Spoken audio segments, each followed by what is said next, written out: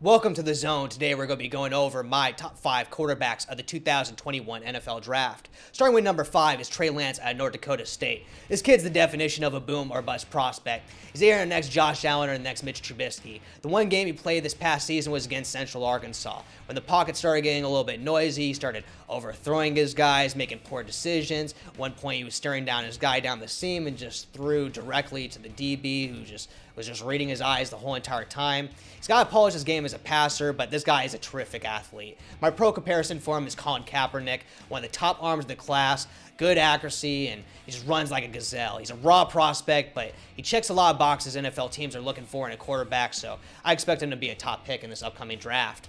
Number 4, Mac Jones out of Alabama. Mac Jones here reminds me of Philip Rivers. Strong arm, navigates the pocket well to avoid pressure, arguably the most accurate quarterback of his class, does a good job processing plays and being in sync with his receivers. He actually leads his guys and puts the ball where only his receivers are able to get it, out of reach of the DBs. He's not athletic by any means, but he could get the first down. The first down's 5 to 10 yards away. And let's not pretend there's no longer a place in the league for non-mobile quarterbacks, as if Tom Brady didn't just win a Super Bowl. Let's be real. If the rumors of San Francisco moving up to 3-4 Mac Jones are true, with all the talent with Kyle Shanahan's offense, I think I have my favorite for my Offensive Rookie of the Year. Now, number 3 is Justin Fields, the Ohio State. And I hear all the time people say, oh, Ohio State quarterback bad, but I don't evaluate quarterbacks by the helmet. I evaluate by what they bring to the table. And this guy is a tremendous athlete, but he's not just a tremendous athlete. He's the most accurate quarterback of this class. He's got a strong arm, looks cool, calm, and collected in a noisy pocket. My pro comparison for him is Deshaun Watson. Not only do they share similar traits, even the criticisms coming out of college are very similar. Just like Fields, Watson's offense hardly ever asked him to make reads, so everyone just assumed he couldn't make them. In reality, it was just the offense that was holding him back. Seeing how Fields does a good job at processing his receiver option routes, I think we'll be saying the same thing about Fields pretty soon. My main criticism is that he needs to work on sensing pressure off the edge and just not holding on the ball too long.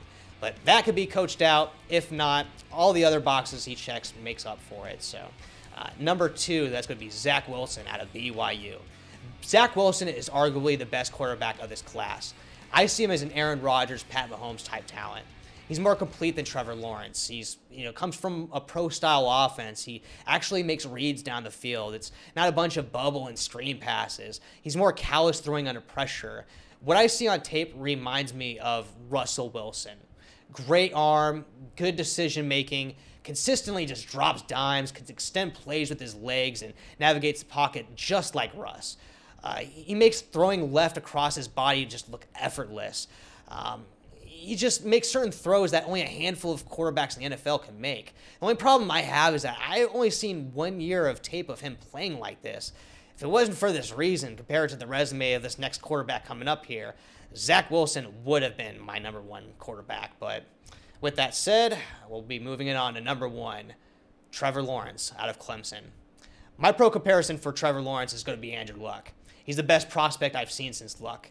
He's a natural-born winner. He's 86-4 dating back into high school. As a teenager, he tore up Nick Saban's defense filled with NFL talent in a national championship game. He's arguably has the best college resume ever. But these are just cherries on top of the traits that he has that translates well into the NFL. He's got elite size, the best arm of this class, great accuracy. He could slide in and out of the pocket and outrun most NFL linebackers. My only concern is that he just needs to get callous throwing under pressure. It's very rare when it'll happen, but, his accuracy and decision-making might get a little inconsistent if the pocket collapses. Just like Fields, his offense in college was holding him back. These guys just do a poor job at preparing a lot of these quarterbacks into the NFL level. Like Clemson's offense is just filled with a bunch of bubble screen passes and, screen plays. They hardly ever had him making reads.